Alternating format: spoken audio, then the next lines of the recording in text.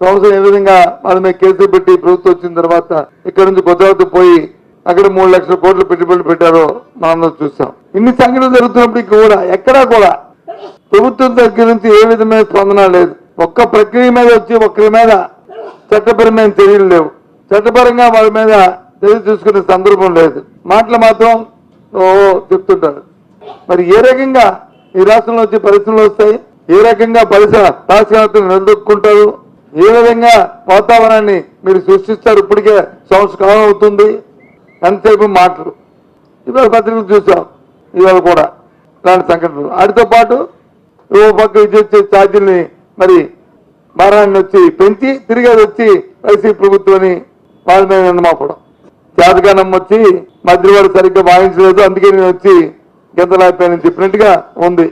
ఆ ట్రోప్ ఛార్జీలది గత ప్రభుత్వం మీరు కూడా ప్రభుత్వం సబ్సిడీ ఇచ్చి వాటిని అందుకోవచ్చు కదా. ఎందుకు ప్రజల మీద మా భారం మోస్తున్నారు? ఒక పక్క అది లేదు. ఇంకో పక్క అట్టాసంగా చెప్పారు, మిర్చి రైతులను ఆదుకుంటాం, గిట్టుబాటు ధరిస్తాం, కేంద్ర ప్రభుత్వం ఇంటర్వ్యూ అయింది, మిర్చి 11,500 రూపాయలు కొంటాం, మేము కొనకపోతే అమ్మపోతే మేమే కొంటామని ఆ రోజు చెప్పిన మాటని మర్చిపోయారు కదా. 1 కేజీ అని కొన్నారా ఈ ప్రభుత్వం?